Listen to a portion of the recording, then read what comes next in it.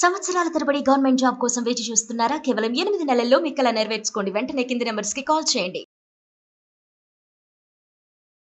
నమస్తే రమ్మగారు. నమస్తే జయ. మంచి ఇంట్రెస్టింగ్ స్టోరీ ఒకటి చెప్పండి. సాహస బాలిక కథ చెప్తాం. ఒక అమ్మాయి భలే సాహసి. చెప్పండి. పూర్వమట ఒక పట్టణానికి చివర్లో ఇంచుమించు పల్లెటూరులాగా ఉండే ప్రాంతంలో ఒక పురోహితుడు గారి ఇల్లు ఉండేది. పురాతనమైన వాళ్ళ పెద్దవాళ్ళ ఇల్లు. వాళ్ళకు ఒక కూతురు ఉండేది. పిల్ల పేరు మాణిక్యం. ఒక 16-17 సంవత్సరాలది. పిల్లకి ఇంకా వివాహం కాల. అయితే ఆ ఊళ్ళో బాగా దొంగతనాలు అవి ఉన్నాయట. బందిపోట్లు, దోపిడీ దొంగలు ఇలా గొడవగా ఉంది. ముకుందా జ్యువెలర్స్ తెలంగాణలో మొట్టమొదటి ఫ్యాక్టరీ అవుట్లెట్ మన కొత్తపేటలో ఫిబ్రవరి 14న గొప్ప శుభారంభం. ఈ పురోహితుడు కొంచెం పర్వాలా కాస్త, అంటే మరి బాగా డబ్బులున్న వాళ్ళు కాదు, కానీ పైనుంచి అక్కడి నుంచి గోదానాలు, భూదానాలు, సవర్ణ దానాలు అవి పట్టేవాడే ఆయన. ఒకనాడు సాయంకాలం వాళ్ళు పెళ్ళికి వెళ్ళారు. భార్యాభర్త ఇద్దరు వెళ్ళిపోయి మర్నాడు తెల్లవారి వస్తామన్నారు. అయితే ఏమైంది, పిల్ల ఇబ్బంది వచ్చే రోజులని అమ్మాయిని వదిలిపెట్టి వెళ్ళారు. పిల్ల ఒక్కతే ఇంట్లో. నాకేం భయం, ఏం పర్వాలేదు, మన ఇల్లు ఏమన్నింటిలోకి మనకేం భయమో అది ఇది అంది. పూర్వకాలం ఈ ఇల్లు ఎట్లా ఉండేవి, మన ఇళ్ళకి మళ్ళీ పక్క పక్కన ఇరికిచ్చినట్టు అగిపెట్టెల్లాంటి ఇల్లు కావు కదా.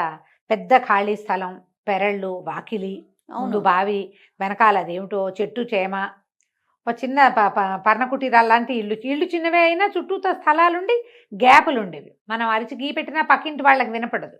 బాగా వాకిట్లోకి వచ్చి కేకేస్తే ఏమైనా వినిపిస్తుంది. అయితే సరే, ఈ పురోహితుడి ఇల్లు ఇట్లా ఉంది. ఈ దొంగల గుంపు ఒకటి ఊళ్ళో నుంచి బయటికి పక్క ఊళ్ళకి వెళ్తున్న వాళ్ళని అబ్జర్వ్ చేశారు. చేస్తే మన పురోహితుడు భార్య ఊరెళ్ళినట్టు, రాత్రికి రారు, సాయంకాలం 3 గంటలకో ఎప్పుడో బయలుదేరి వెళ్ళారు. ఆ టైంలో వెళ్ళిన వాళ్ళు రాత్రిళ్ళు వెనక్కి తిరిగి వచ్చే మార్గాలు అప్పుడు లేవు కదా. సరే, పురోహితుడి ఇల్లు ఖాళీగా ఉంది, ఇంట్లో పడదామనుకున్నారు. ఒకడిని పంపారు ముందు, పైలట్. అయితే ఏమైంది, ఇంట్లో పడ్డానికి ఇంట్లో దీపం కనపడింది. అంటే ఎవరో ఉన్నారని తెలిసింది. సరే, వీడు ఏం చేశాడు, ఇలా ఫ్రంట్ వాకిట్లో నుంచి కాకుండా అలా వచ్చి దొడ్డు వైపు స్నానాల గది ఉంటే దాని పక్కన దాక్కున్నాడు. పిల్ల ఏం చేసింది, కొంచెం చీకటి పడ్డాక చెమటగా ఉంది, ఒక చెంబు నీళ్ళు పోసుకుందామని స్నానాల గదిలోకి పోయింది. అది దగ్గరికి వెళ్తుంటే నీళ్ల కాగు ఒకటి ఉంది. పాతకాలపు కాగులు ఎంత ఉంటుంది, పెద్దవి గుండిగలు, దాని నిండా నీళ్ళు పోస్తారు, డ్రమ్ములాగా. దాని వెనకాల ఎవరో గొంతు కూర్చున్నట్టుగా కనపడింది దానికి. వాడు ఇట్లా కూర్చున్నాడు. ఎవరో ఉన్నారని అది ఏం చేసింది, పిల్ల ఇంకా నీళ్ళు పోసుకోకుండా టక్కిన లోపలికి వెళ్ళి తలుపేసేసుకుంది. మనకు మళ్ళీ బాత్రూమ్లు ఇళ్లలో ఉండవు, బయట ఉంటాయి బయట కదా. సరే, ఇతను ఏం చేశాడు, ఓహో బాగానే ఉందని వాకిలి వైపుకి వెళ్ళాడు. కాసేపు ఒక గంట గడిచాక అమ్మాయి అని కేకేశాడు. తండ్రులు ఆ రోజుల్లో ఆడపిల్లల్ని ఇంకేకలు పెట్టేవాళ్ళు, అమ్మాయి అనేవాళ్ళు. అమ్మాయి అనగానే ఆ నాన్న వచ్చావా అంది. అది నాన్న కాదని పిల్లకి తెలుసు. చూస్తోంది ఎప్పుడో మీద పడతాడు వీడు అని. కత్తి కటారు అన్నీ దగ్గర పెట్టుకుంది. అమ్మాయి అనేసరికల్లా తలుపు దీవే అన్నాడు.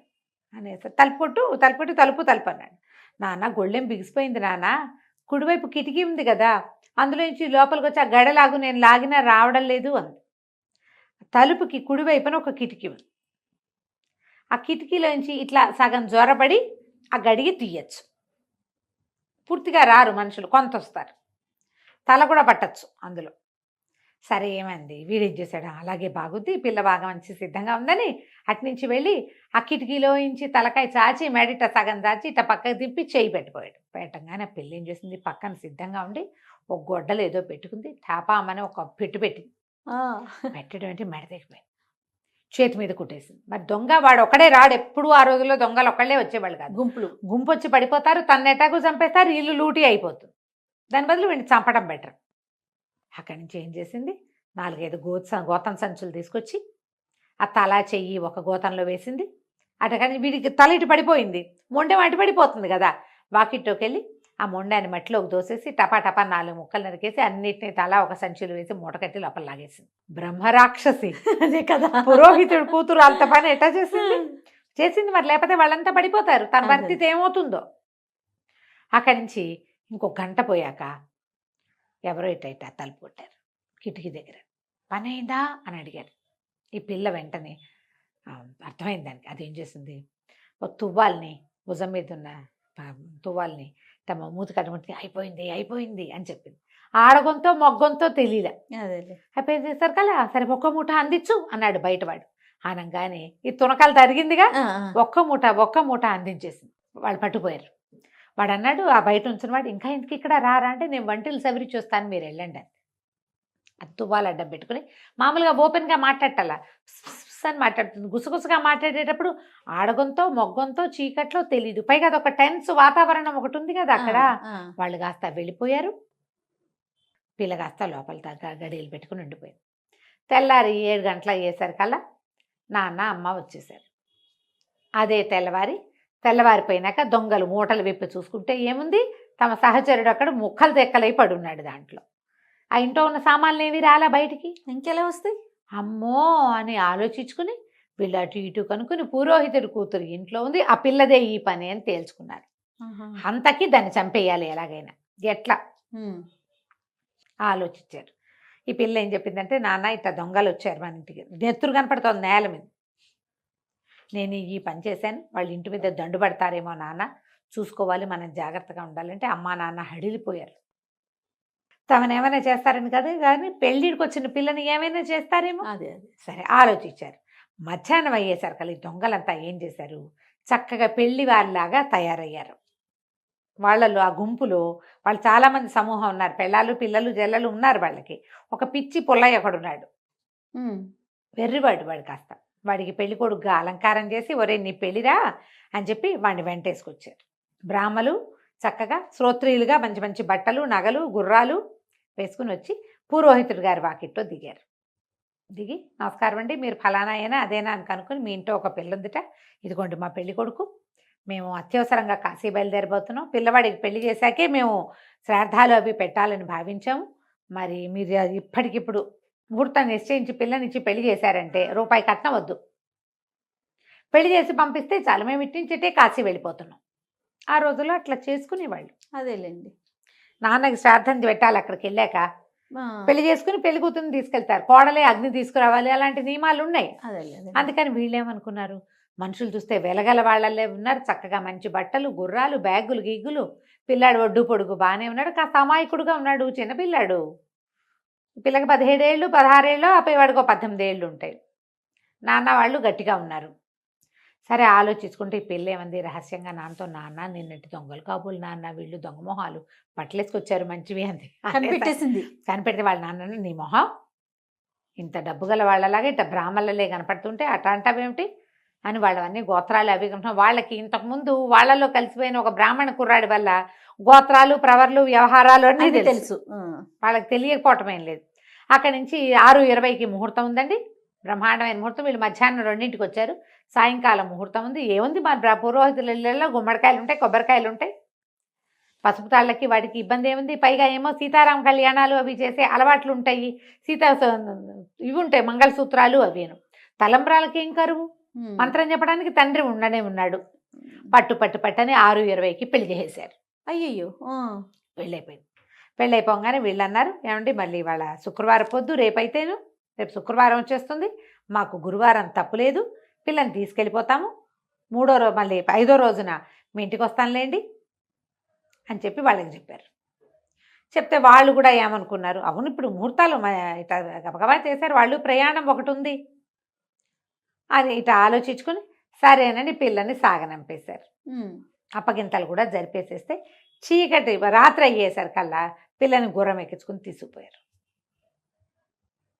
అక్కడి నుంచి ఒక పాత పురాతనమైన ఒక బంగళాలో దించారు. నువ్వు పైకి వెళ్ళమ్మా అన్నారు. పిల్ల పైకి వెళ్ళిపోయింది. అక్కడి నుంచి సంతకిని చంపేద్దాం, ఇవాళ ఇప్పుడే చంపేసేద్దాం అంటే పిచ్చి పుల్ల బోరమని ఏడ్చాడు. అప్పుడే చంపేస్తారా, ఇందాకేగా పెళ్ళైంది, కరువు తీరా పిల్ల అందంగా ఉంది, దాంతో కూడా మాట్లాడనివ్వలేదు, బాగా మాట్లాడుకుని కబుర్లు చెప్పుకోనివ్వండి, ఈ రాత్రి నాతో ఉండివ్వండి, రేపు పొద్దున్నే చంపుతురు కానీ అని చెప్పాడు. చెప్పేసరికి సరే వీళ్ళు ఏం చేశారు, ఈ మాణిక్యాన్ని పైకి పంపించి ఈ కుర్రాని పిచ్చి పుల్లని కూడా, సరే వెళ్ళరా నీ పెళ్ళంతో మాట్లాడుకుంటావో ఏం చేస్తావో ఏదో ఒకటి చెయ్యని పైకి పంపించారు. పంపిస్తే పిల్ల కనిపెట్టింది వీళ్ళందరికీ సామాన్లలో పదునైన వస్తువులు ఏవో ఉన్నట్టున్నాయి. తర్వాత ఈ మొగుడు అనే వాడు తింగరాడిలా ఉన్నాడు, మిగిలిన వాళ్ళంతా ఒక రకంగా, వీడొకడు ఇంకో రకంగా ఉన్నారు. ఏదో జరుగుతోందని ఊహించింది. ఆ బంగళా దాంట్లో ఉన్న సామాన్లు అవి చూస్తే అవి అన్ని సామాన్లన్నీ పురాతనమైనవి, కొన్ని చోట్ల మూటలు ఉన్నాయి. మూటలు ఎందుకు ఉంటాయి, ఏ కావిడి పెట్టెలో ఏవో ఉండి వాటిలలో సరుకులు ఉండాలి. మాదే ఇల్లు అంటున్నారు, వాళ్ళు ఎక్కడి నుంచో కొట్టుకొచ్చిన మూటలు కాబోలేవి. సరే పైకి వెళ్ళాక హే బాబోయ్ ఎంత చెమట పోస్తోందో అని చీరతో విసురుకోవటం మొదలుపెట్టింది. ఆ అబ్బాయి కూడా కాసేపు ఇట్ట విసిరాడు. విసిరితే ఈ అమ్మాయి ఏంది కాసేపు చల్లగాలికి అలా తిరిగొద్దామా అంటే, అయ్యో బాబోయ్ ఇంకేమైనా ఉందా, తెల్లారితో నిన్ను చంపేయాలట, నువ్వేమైనా తిరిగావనుకో వాళ్ళందరూ ఒప్పుకోరన్నాడు. అనగానే దీనికి అర్థమైంది, ఓహో గ్యారంటీ ఇది అనేసరికి ఈ అమ్మాయింది, భలేవాడు నా బంగారు మొగుడు కాదు నువ్వు, నాకు గాలి కావాలి, అసలు ఊపిరి ఆడటం లేదు, పైగా ఇంత హడావిడి పెళ్ళి ఎవరికి టెన్షన్గా ఉండదు, నాకు కూడా అట్టాగే టెన్షన్గా ఉంది. ఓ పని చెయ్యి, నేను ఉత్తరీయం నా నడుము కట్టు, నేను మేడ ఎంచి కిందకి దింపున్నాను, కింద తోటలో కాసేపటా తిరుగుతా, తర్వాత నువ్వు పైకి లాగేసి నేను పైకి వచ్చేస్తాను అనేసరికి ఇతను మరి పెళ్ళం ముచ్చటగా ఉంది వాడికి. సరేనని ఏం చేశాడు, ఆ కావడి పెట్టెల్లోంచి అది ఎక్కడున్న మూటలోంచి చీర పుచ్చుకొచ్చాడు. దీన్ని అమ్మాయి నడువుకి ఓ తాడు కట్టాడు. తాడు కడితే ఆ పిల్లంది నువ్వు గట్టిగా పట్టుకో నేను అలాగా దిగుతానని ఆ మేడ మీద నుంచి కిందకి దిగేసింది పిల్ల. దిగేసింది, వీడికి చీర కొంత దూరం లాక్కుపోయింది, వీడి పిట్టగోడ దగ్గర నుంచున్నాడు. ఈ పిల్ల అటు ఇటు చూస్తే అక్కడ కొన్ని మేకలు పడుకుని ఉన్నాయి. చల్లగా తన నడువు తోడదీసి ఓ మేక నడువుకేసి కట్టేసేసి ఇంకా పరిగెత్తేసి, సరే కాసేపు అయిన తర్వాత ఆ మేక అటు ఇటు లాగటం మొదలుపెట్టింది. వీడు అనుకున్నాడు ఓహో లాగుతోందంటే చాలు నన్ను పైకి లాగమంటోంది అనుకుని దాన్ని ఇట్లా లాగబోయాడు. లాగబోయేసరికల్లా కాసేపు ఊరుకుంది మేక, బాగా దగ్గరకు వచ్చేసరికి మ్యా నడిచింది. వీడు అడిలిపోయాడు, ఏమిటి మ్యా అంటోంది, మా పెళ్ళాం మేకగా మారిపోయిందా? వాడికి అర్థం కాల, మొదట అర్థం కాల, అది మ్యా అని గిజగిజా గింజుకుంటుంటే వీడు బలకొద్ది అని లాగేశాడు. తీరా పైకి లాగితే ఏముంది, అందమైన అమ్మాయి నడువు కట్టి తాడు కాస్త మేక నడువు కట్టుది. వాడు లబో దిబో అని పెద్ద పెద్ద కేకలు పెట్టాడు. వాడు లాగిన లాగుడికి బెదిరిపోయి ఆ మేక మే మే మే మే మే అని కేకలు, అది అరుస్తాయి కదా మేకలు, బెదిరొచ్చిన కొద్దీ అరుపు ఎక్కువైపోతుంది. ఆ కింద పడుకున్న వాళ్ళు వీళ్ళు లేచి పరిగెత్తుకుంటూ వచ్చారు. దీపాలు పుచ్చుకుని వస్తే ఏముంది, అర్ధరాత్రి వేళ మేకను పుచ్చుకుని నా పిల్ల మేక అయిపోయిందో అని ఏడుస్తున్నాడు. ఒరే మేకెట్టా అయిపోయిందిరా, ఏం చేసావురా అంటే, గాలి కావాలంటే నడువుకు తాడుగట్టి దింపాను, కిందకి వెళ్ళాక మేక అయిపోయింది అన్నయ్య ఇది అన్నాడు. అనగానే ఓ నాయన చాలా తెలివిగలది పిల్ల, తప్పించేసుకుంది, పట్టండి వెతకండి అని దీపాలు పుచ్చుకుని దొంగలందరూ కత్తులు పుచ్చుకుని బయలుదేరారు. ఆ పిల్ల ఎక్కడ దొరికితే అక్కడ చంపేద్దామని. ఈ పరిగెత్తిన పిల్ల, దానికి ఏం దారి తెన్ను తెలీదు, ఏమీ తెలీదు ఆ దారి. కానీ అదేం చేసింది, పిల్ల పరిగెడుతూ ఓ చెట్టు దగ్గర, మర్రి చెట్టు దగ్గర ఆగి చూస్తే మర్రి చెట్టుకి పెద్ద తొర్ర ఉంది. ఇది చీర ఎక్కట్టుకుని లోపలికి వచ్చింది. వీళ్ళు ఏం చేశారు, అన్నీ వెతికి వెతికి మర్రి చెట్టుకి పెద్ద తొర్ర ఉంది, అందులో కూర్చుందేమోనని లోపలికి వచ్చి ఆ మర్రి చెట్టు దాకా వచ్చి కత్తి పెట్టి లోపల పెట్టి ఇట్లా ఇట్లా కదిపాడు. దాంట్లో ఒకడు కదిపేసరికల్లా పిల్లకి జబ్బలో దిగబడింది. పిల్ల నోరు నొక్కుని కూర్చుంది. జబ్బలో దిగబడింది కత్తివాడు లాగుతుంటే ఏం చేసింది, చటుక్కని చీర చెంగు పెట్టి తుడిచేసింది. నెత్తురు మరక కనపడకుండా బయటికి చూస్తే లోపల ఎవరు లేదు, నెత్తుటి మరకలు కూడా లేవు. చీకట్లో అంత తెలీదు, మరకుంటే కనపడేది, మరక లేదు, తుడిచేసిందిగా.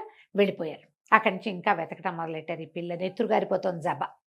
ఇక్కడే కూర్చుంటే తెల్లారేసరికి వరదల్లా గారి చచ్చిపోతానని ఆ జబ్బ గట్టిగా కుడి చేత్తో ఎడం చేతిని గట్టిగా పట్టుకుని మెల్లిగా పరిగెత్తడం మొదలుపెట్టింది. వెళ్తుంటే ఏమైంది, ఒక గడ్డి బండి ఎదురొచ్చింది. ఆ దొంగలు కొంచెం దూరంలోనే, కూతబయట దూరంలోనే ఉన్నారు, పరిగెడుతున్నారు. ఈ పిల్ల ఏం చేసింది, బాబాయ్ దొంగలు నా వెంట పడ్డారు. పిల్లేమో పెళ్లి కూతురు అలంకరణలో ఉంది కదా, కాస్త పువ్వులు జడ అవి ఉన్నాయి, జడ నిండా పువ్వులు, మెళ్ళో ఏవో వస్తువులు, గాజులు గలగల్లాడుతున్నాయి. బాబాయ్ దొంగలు వెంటపడ్డారు, మా వాళ్ళంతా తల దిక్కు అయిపోయారు, నన్ను కాపాడవా అంటే అతను ఏం చేశాడు, గడ్డి కొంచెం పైకి తొలగదీసి అమ్మాయి ఇందులో కూర్చో అని చెప్తే ఈ పిల్ల ఏం చేసింది, ముక్కుకి నోటికి గుడ్డ అడ్డం కట్టేసుకుని ఆ గడ్డి మధ్యలో కూర్చుంది. గడ్డిలో కూర్చుంటే పిచ్చి తుమ్ములు దగ్గు వస్తాయి, నసకి దురదలు వచ్చేస్తాయి ఒళ్ళంతా. బిగదీసిపోయి కూర్చుంటే ఈ దొంగలు వచ్చారు. వచ్చి గడ్డి బండి పడినాడు. ఒక పెళ్లి కూతురు పిల్ల ఎవరితో వచ్చిందంటే రాలేదన్నాడు. వీడు చూశాడో లేదోరా, గడ్డిలో ఏమైనా దాక్కుందేమో చూడండి అని మళ్ళీ గడ్డిలోకి కత్తి కస అభిసా పొడిచారు. తొడలోకి దిగబడింది కత్తి. నోరు గట్టిగా మూసుకుని ఆ కత్తి బయటకు వస్తున్నప్పుడు మళ్ళీ చీర పెట్టి శుభ్రంగా తుడిచేసింది. కత్తి చూస్తే దానికి నెత్తుటి మరకలు లేవు, అంటే ఇందులో కూడా లేదు. వాళ్ళు వెతకటం మొదలుపెట్టారు. ఈ గడ్డి బండి ఊరు దగ్గరికి రాగానే పిల్ల అక్కడి నుంచి దిగేసి తెల్లవారుసాముకి వాకిట్లో చేరి తన ఇంటికి. ఊర్లోకి వెళ్తుంటే దాని దారి తెలుసు కదా, అంతే ఊళ్ళోకి వెళ్ళిపోయింది. ఇంటికి వెళ్ళి తలుపు కొట్టేసరికి నాన్న నెరకాంతి పెట్టి నెత్తుడు ఓడిపోదు, నెత్తి నిండా గడ్డి. పిల్ల ఇట ఉన్న పిల్లని చూసి అడిపోయి, ఏమిటమ్మా ఏం జరిగింది అంటే, నాన్న నిన్ననే చెప్పలేదా వాళ్ళు దొంగలని, నన్ను తీసుకుపోయారు. ఆ వెర్రివాడి కేసు కట్టారు. నేను మేడ మీద ఉన్నాను. అక్కడి నుంచి పారిపోయి వచ్చా. ఇట్లా 2 చోట్ల అంటే కత్తిపోట్లు వచ్చినాయంటే సరే ఏం చెప్పింది, వాళ్ళు ఖచ్చితంగా వెతుకుతూ మన ఇంటికి వస్తారు. ఈ లోపల నువ్వు వైద్యుడిని పంపించు మన ఇంటికి. నువ్వు పరిగెత్తుకుంటూ వెళ్ళి సైనికులకి చెప్పిరా దొంగలు మన ఇంటికి వస్తారు. ఎందుకంటే ఈ పగ తీరకుండా వదిలిపెట్టరు వాళ్ళు. తెల్లవారేసరికి రారు, అంతేగా. గ్యారంటీగా వస్తారు అని చెప్పంగానే ఈయన పరుగున వెళ్ళిపోయి పక్కన ఒక కట్లు కట్టే వైద్యుడు ఉంటే ఆయన కేకేసి మా ఇంటికి వెళ్ళాడు, మా పిల్లకి ఏవో దెబ్బలు తగిలినాయని పరిగెత్తుకుంటూ గ్రామాధికారి దగ్గరికి వెళ్ళాడు.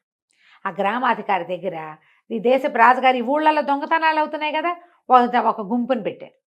పిల్ల ఏం చెప్పిందంటే సైనికుల దుస్తులతోటి రావద్దని చెప్పు, పెద్ద మనుషుల్లాగా రమ్మను, కత్తులు అవి మన ఇంట్లో దాచిపెడదాం, సైనికులు కనపడితే వాళ్ళు లోపలికి రారు. అయితే సరే ఇతను చెప్పాడు ఇట్లా దొంగలు ఇలా జరిగింది, మా ఇంటికి రండి అంటే వాళ్ళు గుంపు ఒక 20 మంది వీళ్ళింటికి వచ్చారు. ఈ దొంగలు మొత్తం అడవంతా వేటాడి చూసి ఇంటికి వెళ్ళి తెల్లవారిపోయిన తర్వాత మర్రి చెట్టు మొదట్లో ఆ మర్రి చెట్టు లోపల కొద్దిగా రక్తపు మరకలు చూసి, అంటే ఇందులో కూర్చుంది పిల్ల, దెబ్బలు తగిలిన పిల్ల ఎక్కడికి వెళ్తుంది, తండ్రి ఇంటికే కాదు వెళ్ళేది. అందుకని పొద్దున్నే ఏం చేశారు, మళ్ళీ శుభ్రంగా స్నానాలు చేసి రాత్రంతా తిరిగారు, నిద్రలు లేవు, 2 గంటలు నిద్రపోయారు అందరూ పడి. బాగా పొద్దు మీదకెక్కాక మధ్యాహ్నం అవుతుండగా చక్కటి బట్టలు అవి ధరించి పెళ్లి కొడుకుతో సహా వీళ్ళింటికి వచ్చారు. వీళ్ళింటికి వచ్చారు కల్లా వీళ్ళ వాకిట్లో చక్కగా రత్న కంబళ్ళు అవి పరిచుండి పెద్ద మనుషులు బోళ్ళంతమంది వాటి మీద కూర్చొని కబుర్లు చెప్పుకుంటున్నారు. అనుమానం హడిలిపోయారు, ఏమిటి ఇంతమంది ఉన్నారు, నేను ఎవరు లేరే వీళ్ళింటో అని చెప్పి సరే ఆయన్ని పిలిచారు. ఏమండి పురోహితుడు గారు, మీ అమ్మాయి కానీ వచ్చిందా అన్నారు. అమ్మాయి రావటం ఏమిటండి బలివారు, నిన్న మీరే కదా తీసుకెళ్లారు, అమ్మాయి ఏమి రాలేదండి అన్నాక వాళ్ళు అడిగారు దొంగలు, ఎవరు వీళ్ళంటే మీరు చుట్టాలండి, పిల్ల పెళ్ళి సడన్గా అయిపోయింది, రాత్రి నిన్న సాయంకాలమే కదా, చుట్టుపక్కల వాళ్ళంతా అటు ఇటు చెప్పి మా ఊళ్ళో ఉన్న దూరంగా ఉన్న చుట్టాలంతా పొద్దున్నే వచ్చారు, ఈ పూట విందు అది జరుగుతోంది, మీరు లేని లోటు కనపడుతోంది, మీరంతా వచ్చారు కదా, కాళ్ళు చేతులు కడుక్కోండి, మీరు కూడా భోజనాలు చేద్దరు కానీ రండి అని ఒక్కడిని కూడా వదలకుండా అందరినీ మొగుడు పెళ్ళాం బతిమలాడి ఇంట్లోకి తీసుకొచ్చి వాకిలి గేటేయించేశారు. లోపలికి వచ్చి వీళ్ళందరూ ఆశీనులు అవ్వగానే ఉన్న చుట్టాలకు చెప్పారు, వీళ్ళేనండి మా పిల్లని ఇచ్చిన పెళ్లివారు అని. వాళ్ళంతా లేచి నిలబడ్డారు, నమస్కారం అండి అని. తలా ఒక మూల నుంచి కత్తులు తీసి పట్టేశారు. ఓకే, దొంగలు మొత్తం దొంగల ముఠా మొత్తాన్ని పట్టేసేసారు, ఆ పిచ్చివాడితో సహా. అంతకుముందు వాళ్ళు ఎక్కడెక్కడ ఏమేమి దాచిపెట్టారో మొత్తం కనుక్కున్నారు. ఆ ఇంట్లో ఎన్నో మూటలు ఉన్నాయి. ఈ పిల్లకి అత్యంత సాహసికురాలైన అమ్మాయిగా బిరుదిచ్చి 2 అగ్రహారాలు ఇచ్చి ఆ దొంగల సొమ్ములో కొంత వాటా అంతకుముందు ప్రకటించాడు రాజుగారు, ఆ వాటా కూడా ఇచ్చి తర్వాత ఈ దీన్ని పెళ్లిగా తీసుకోవడానికి వీల్లేదు, తూతూ మంత్రం, మీ దారిని మీరు వివాహం చేసుకోండి అని చెప్పారు. ఆ పిల్లకి తర్వాత మళ్ళీ వాళ్ళలోనే ఎవరినో చూసి పెళ్లి చేసుకున్నారు. కథ కంచికి మనం ఇంటికి. చాలా బాగుంది. నమస్తే. నమస్తే.